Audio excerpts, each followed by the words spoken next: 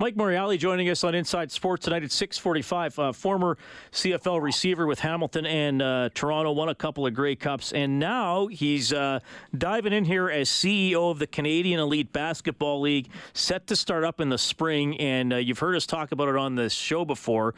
Mike, it's always interesting to me when a league like this is trying to get going. I'm sure you recognize the challenges, and look, I got to be honest here. I'm sure you recognize some of the skepticism that comes along with it as well.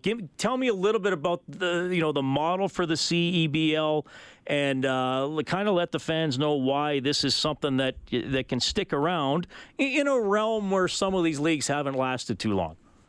Yeah, so, I mean, whenever you try to get into an endeavor like this, which is massive, by the way, you really have to look at kind of not only your business plan, but what happened to the teams that came before you, or the leagues that came before you. And, this has been a couple of years in the making to get to where we are now. We still have about 9 months to go until tip-off.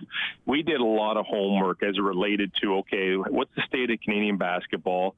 Why is it important? Why are players not staying here? Why have the leagues that have come, they've come and gone? Why are the ones that have stuck around? Why have they stuck around, and how? And you come to kind of realizations about, okay, not only basketball specific, but other sports. Why are they successful? How do you take what's already proven and you kind of steal it? Because truthfully, why trying to reinvent the wheel if you don't have to? So we looked, at our model of ownership to begin with, because that's the stuff you can control easily. And we decided to go with a single entity ownership. So we have a corporate structure that owns the league, that also owns all inaugural 6 teams to start. And it was done so on purpose, so we can fully fund the league, fully fund the teams, control all the messaging, control the branding, the advertising, the sponsorships, the marketing, the ticketing, the player contracts, the apparel, you name it, with the hopes of laying the foundation and groundwork so that, later this year into 2019 into 2020, when we add new franchises and external ownership, that we can hand over the blueprint for success. And I know that's a real condensed version of it, but truthfully, if you kind of have a really strong league office, you hire a lot of good people, which I was able to do, and we still do on a regular basis at our team levels, then you have the recipe for success. Now you just have to implement that plan and stick to it, and that is really kind of how we began, how we are continuing to develop, and how we plan to go into the future.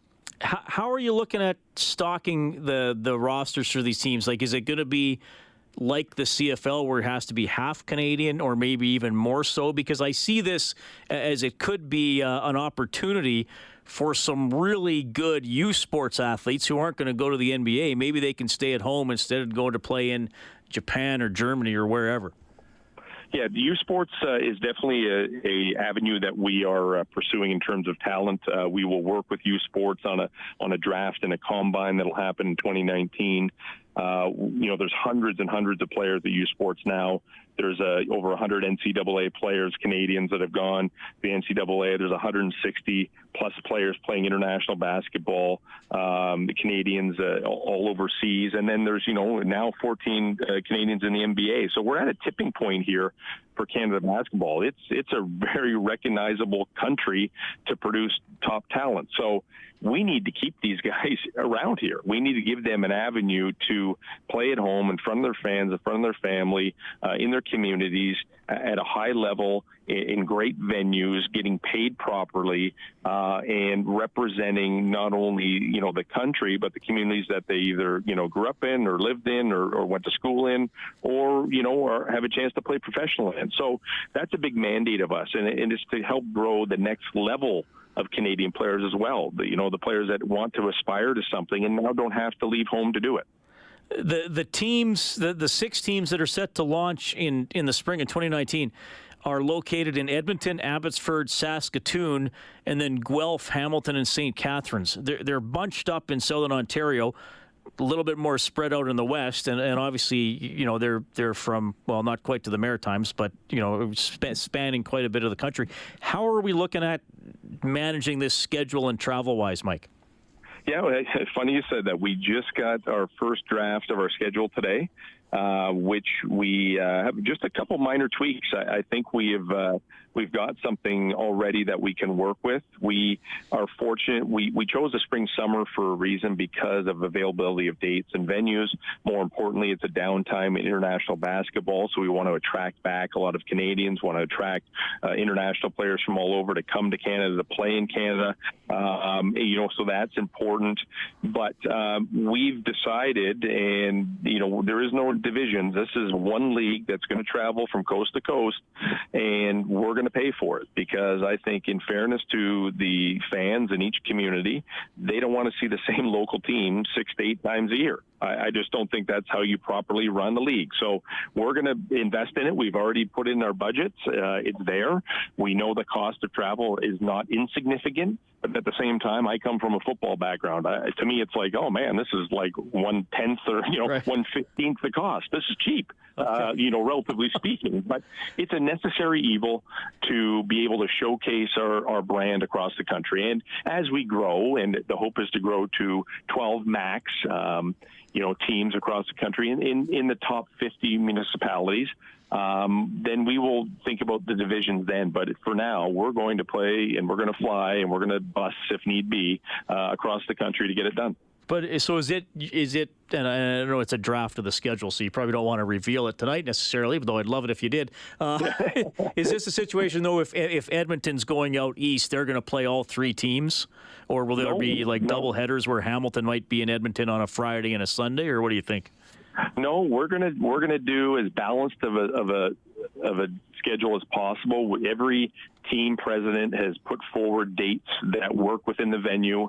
Those dates have all been ranked in order and then sent to the person that creates our schedule, and then that schedule is created. So, it's the first drafts are never perfect. So, but I'd like to think that, we're well on our way to creating a great, schedule for not only the fans, but for the players. So we have to be cognizant of travel. But at the same time, there aren't a lot of times we're going to do the old Eastern or Western road trip. We really want to have a lot of parity and a lot of games, evenly matched games, meaning, East versus West throughout the year rather than kind of all at once. Okay. So, we'll see. We'll reveal it soon. I mean, we're going to keep working on it, but it's going to be travel, and it's going to be fun, and it's going to be everybody gets a shot to see everybody.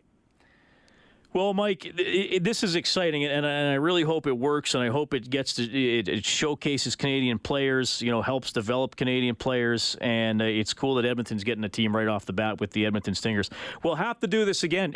All the best with the CEBL. We'll have to keep you updated on that. Love your perspective on some of the football stuff we talked about as well, Mike. Really appreciate you making time for us. Oh, my pleasure, Reid. Have a great day. That is great stuff from Mike Morreale. He is the CEO of the Canadian Elite Basketball League. You can just give that a Google, CEBL, if you want to find out more, cebl.ca online. And, of course, our team is the Edmonton Stingers. Inside Sports on 630 CHED.